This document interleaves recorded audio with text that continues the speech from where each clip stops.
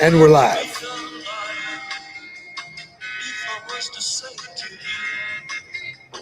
Girl, we couldn't get much higher. There it is. Come on, baby, light my fire. Try to set the night on fire. Woo! Good morning, Nudelberg Daily Huddle. Here we go, baby. Boom, boom, boom, boom, boom, boom. Is your fire lit? If it's not, man, sit back, fasten your seatbelt, and let's go.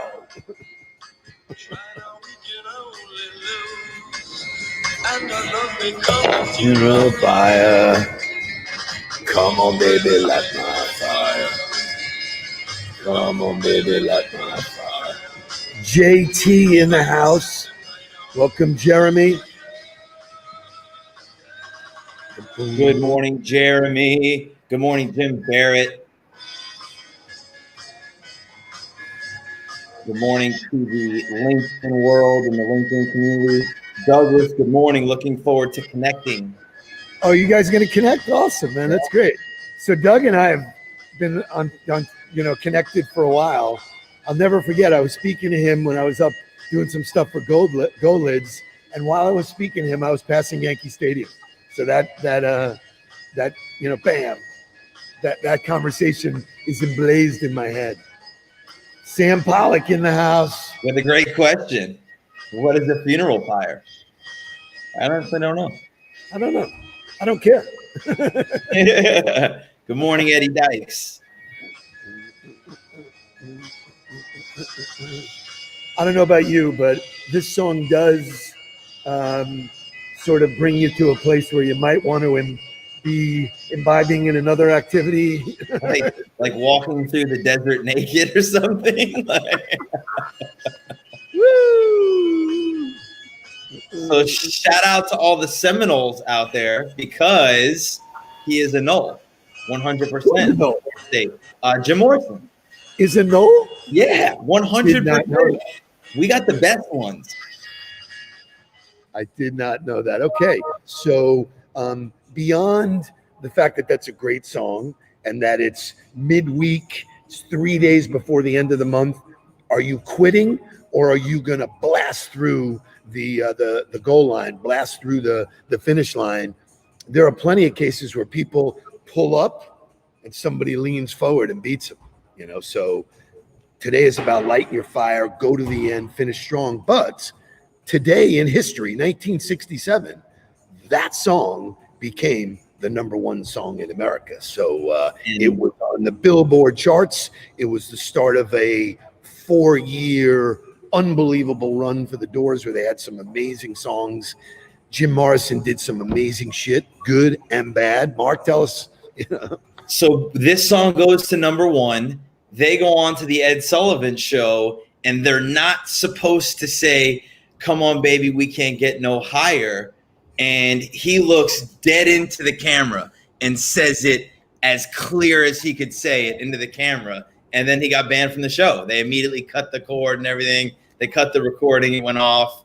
And that was Jim Morrison. I mean, obviously he, lost his mind at the end of it because the guy took more psychedelics than there are mushrooms on the planet. But his whole attitude was a giant. Correct. Correct. People tell me to do what you got to do, all that kind of stuff. So cool stuff about Jim Morrison. Just some of the songs that you may or may not remember from back then. People Are Strange. We're going to talk about some nuts today. Love Me Two Times. Hello, I Love You. LA Woman. LA Woman. Clearly like one of my favorites. And then Riders on the Storm. The best. Come on, baby. Talk about life. So that was pretty awesome. He was lit. That he was. Jim Morrison was lit before lit was a thing. Yeah. It was. If you watch his documentary, do you know who played him in the documentary? I do. Val Kilmer. Val Kilmer. So if you think about Val Kilmer's career, that guy's done some amazing shit, man. He's put he's certainly a Top Gun guy. You remember him from that. So I think we struck a chord yesterday with the complaining thing. We've been talking about a lot of stuff and certain things light up. Yesterday was lit. about complaining and, disciplining yourself to not do that, to do all the things we talked about yesterday. And wouldn't you know it, one of our Huddle members, somebody who I admire, respect, she's a friend, I work with her, she's incredible in terms of all of the obstacles she's overcome. Kim Swears, big shout out to her. Venice Magazine did a story on her. And here's the deal, man. Here's what's so unbelievable. Here's the headline. Kim Swears has your social distancing solution, voting. After facing recessions, cancer, and now a pandemic, knowing her why helps her and her company navigate life's storms. Damn. I mean, she's incredible. I pulled out a couple of nuggets from the article. I posted it in the Huddle already. I think you should reach out to her. She's so engaging and has a great conversation. You can either give up or you can follow your why. I get up every day. I hit it hard because that's what people expect of me. So I love that. Then she said, during murky times, she turned to the advice of her friend Marty Heisinger, and I happen to have known the Heisingers. I did business with the Heisingers. They were amazing, simple people. They were not flashy. They were great. But she used to say, Marty Heisinger used to say this, find your silver lining and pay it forward. Because you know what? We all have a silver lining. So I love that. At that time, and the story goes on to talk about, Marty Heisinger had cancer and they went to the Moffitt Center all the time. And so she's amazing. I'm thrilled that she's in my life, and I welcome all of you to go and meet her and talk to her. And, maybe you get on a boat. Piggybacking off that why conversation, I had a great conversation yesterday with somebody that I connected on LinkedIn, and they're a young professional and they were struggling. They're like, I start this thing and I feel motivated to do it. And then how do I continue on? And I was as transparent as I could be with them. I said, you have to remember your why. I was a college football coach for 10 years because I knew what my why was. Every day getting up, I knew that I wanted to do everything I could to help the football team win and help everybody around me. And I had the goal of becoming a head football coach. And I knew what it took, what I was going to have to give up to do that, and what I was going to have to do in order to get to do that. So taking all of that into account, I remembered my why and said, it's worth it. I know what I'm doing. The second it was a doubt in my mind that it was no longer worth it, that was it. Pull the ripcord. Because as soon as you can't commit yourself to the cause of the why, you're done. You got no chance. If you remember correctly, when you got your first job, which paid you $13,000, I said to you, I go, listen, follow your passion, follow your why, do whatever. I'll do whatever I have to do to make it happen for you. But the minute you pull off your why, or the minute you don't feel the spark, I'm out. I'm not going to support that. And so that was an early lesson that certainly has its benefits. 100%. So I'm going to shout out to another Huddle member, and the group is great. The feedback we get is incredible, but when you talk about, and we get asked this all the time, why do you guys do that? It's not an easy thing that we do. We prepare for this. There's some real stuff. We're giving away real nuggets of stuff. Paul Rushton, who we know from across the pond, we've never physically met, but the internet and all of the social tools have put us together. He sent me a note yesterday after it. He goes, hey, Steve, love today's Huddle. Nice work, and thank you for your stamina, kindness, and tenacity. It takes a lot of determination to push on and do what you do every morning. It brightens up my day. I love being part of the Nudelberg Network family. Stay safe, Steve. You want to know why I do something? That's why. That's awesome. Thank you, Paul. Really fantastic. Paul. That is exactly why, Maria, who sends us lunch at PDQ, which we got to figure out a cheat day to do that. I'm not looking for rewards. I'm not looking for money. I'm looking for, satisfying my itch to really help other people. And when people get to know me better and they go, wow, you really are genuine about that, the real riches come beyond that. So it's sort of cool. But we are in a world filled with nuts. Yeah. You can't help yourself. Team up the next story. You know what? Welcome, Kim. Kim is here now. So, Kim, we just did a whole segment on praising you, and hopefully everybody in the huddle reaches out for a cup of coffee with you because you are awesome. So, when I say that everybody's nuts, I'm an insatiable reader. Came across an article that about a nut company in Dallas. Fort Worth, actually. So this nut company supplied all of the nuts to the first class seats on American Airlines and other airlines. So, and United is exactly right. Now, anybody who's had the chance to fly first class on American or United, those are some badass nuts. You know, they serve them all heated up, and well, pandemic changed that. People are flying, but they ain't serving you loose nuts, man. That's not happened. Now I know that there's a lot of loose nuts in your life, but what they've done here, which is amazing. You want to tell them what they did? Well, no, I mean, just the fact that we're talking about nuts the way that we are right now, and I want to bring up my favorite quote, so you can go ahead and get to the point of the story and what they did with it, which is great. But go ahead. So the owner, you might say, is shell shocked about them canceling all of these orders.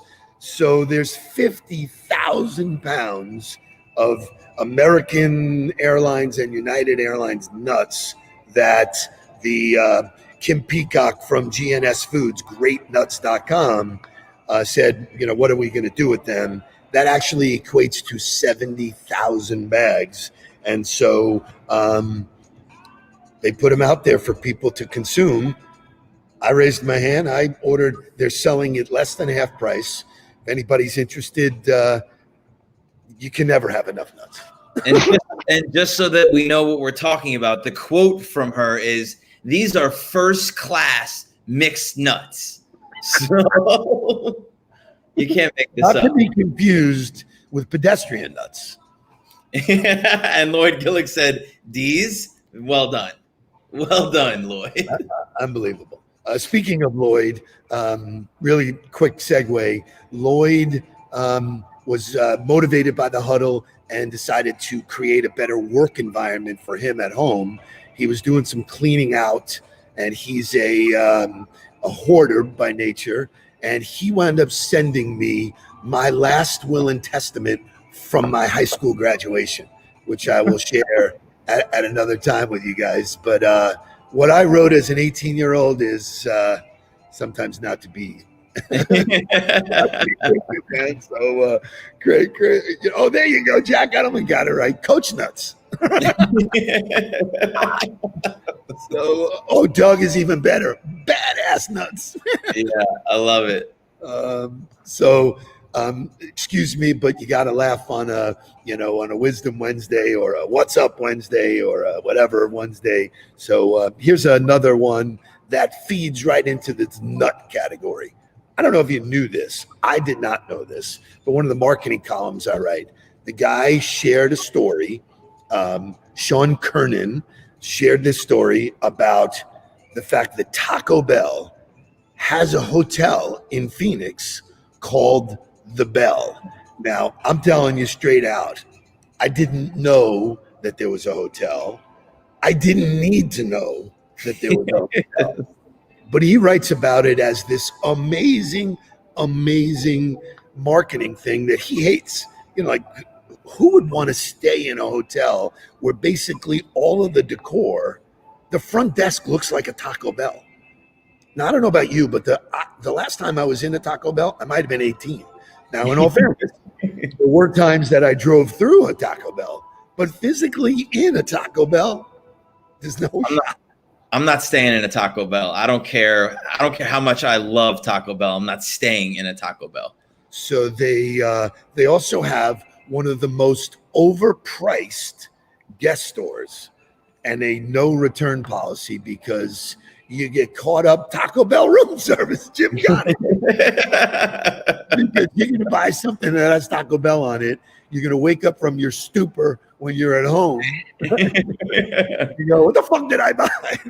So there is a Taco Bell club that gets access to the hotel. There's 70,000 nuts that go to that go to Taco Bell. It just drives home the point of make sure that you're engaging with your audience every way that you can. Obviously, there are Taco Bell enthusiasts out there, and they are making sure that the 70,000 that are extreme fans have a place to connect.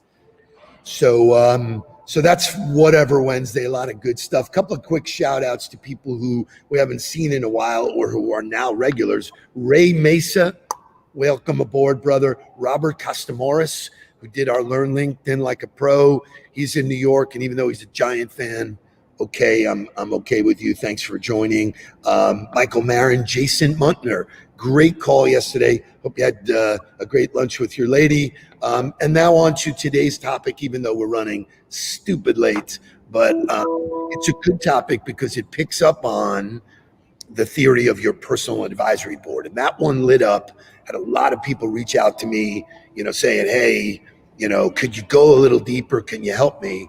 And there is a philosophy, and if you want, I'll share the guy who wrote it. The guy who wrote it was Edward de Bono. He wrote a philosophy called 6 Thinking Hats. And so I've heard people say, God, I'm wearing so many hats. And so tell me what that means to you. Yeah, to me, when somebody says that they're wearing too many hats or they're wearing so many hats, they're busy doing so many different things. I've got to be the baseball coach to my son's baseball team, and I've got to be the great husband at home, and I've got 6 different projects happening at work. One's in the marketing, one's in sales, one's in customer retention, all of these different things going on. So people feel like they're being pulled in all of these different directions, which is true. I think we live in a world, especially if you're an entrepreneur, where you've got a lot of different things going on in the same day that all require your exact focus, which leads into all of the other things that we talk about with time management, attention management, and all of that. So I love categorizing stuff. I must shout out to my first lady, Michelle, who has been joining. And for whatever reason, I can't see everybody that's coming in from all of the different social media channels. So a big shout out to my wife. Thank you, Michelle Esposito, and keep kicking ass in real estate. Real estate's on fire because I want to retire and let Mark run the company. So anyway, 6 thinking hats, and we've defined them by color. So I'm going to jump in. Mark, you want to jump in first? Sure. Yeah. The blue hat, which is the management hat. And I think, to me, there's ways to categorize days as well. But when you're wearing that management hat, it should be that 30,000 foot view. You shouldn't be in the weeds on everything. That should be your time to really separate everything out, be able to plan your day, and know exactly the strategy that you're taking in each of the things that you have to do. I love that. Someone's got to lead it. Someone's got to define the project. What's going to happen? In football, not everybody's not going out on the field just going crazy. People are there to define the work, and then people go do the work. So I love that one. The white hat is really all about fact and data. You need data, and we're living in a data-driven world. So when I say research, you got to put that hat on and say, right now I'm focused on driving all of the facts, because facts can determine which fork in the road you take.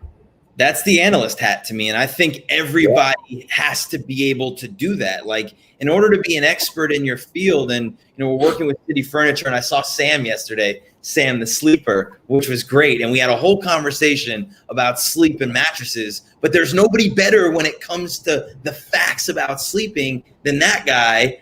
And if you really want to be able to persuade people or convince people that they need something or that something can help them, there's no better way to do that than with the facts. So you got to be able to put that hat on at some point. I love that.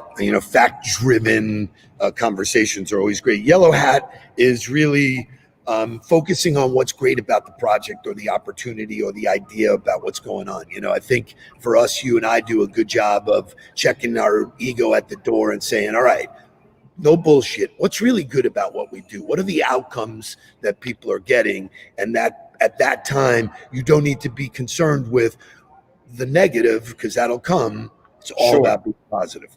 Yep. The red hat would be the emotional hat. So tying in, pulling all of those emotions. How does this make me feel? What is this project? How does it make me feel about what we're going to do? Because if it doesn't make me feel anything, that's probably a problem to start with. And if it, you have to recognize those feelings, good, bad, indifferent. So the emotional hat is the red hat. Which is pretty cool, because now we flip to the black hat. And the black hat, this is the one time it's okay to say an imaginary. Say to yourself, I'm wearing the black hat. What's wrong with this? What's the downside? We talked about the 10th man, that kind of stuff. This is that categorization. And one of the things that Mark and I had talked about is that you don't necessarily have to play all these roles imaginary in your head. This is where it leads to identifying, hey, I've got someone on my personal board that's the black hat.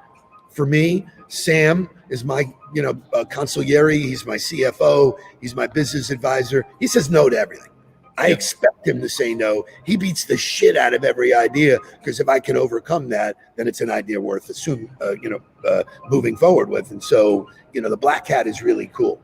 And the green hat is the go hat. Green means go, and that means unleash the get rid of the boundaries, unleash all the thoughts, go deep in every direction of all the different things that the project entails, and make sure that every detail is hashed out and that you're not limiting yourself in any kind of way. So the 6 thinking hats in color, I think in reality, it's hard to wear all 6 of those hats. So it's critical to know what you're good at doing and bring in people to see your blind spots and take care of the areas that you're not good at. Which is what great coaching is. And so for me, I know I'm old, but there was a show way back when called Herman's Head. And if you Google it, it was a really cool show, because there were 6 people living in his head. All different personalities were living in his head. And I always loved that visual. And I shared that with my sales teams, is that at one point in the day, you might be one or the other personalities. Understanding what you're feeling, defining it, and creating the right execution is really key. We're at 22 minutes. Today was super fun. Go out, and here's a key to today. Don't worry about lighting your own fire. Go out and light someone else's fire. Yeah. How about that? You want to feel good? Find someone in your network, reach out and say, I am connecting with you to light your fire. Come on, baby. Have a great day. Get no higher. Oh, we're going to get higher.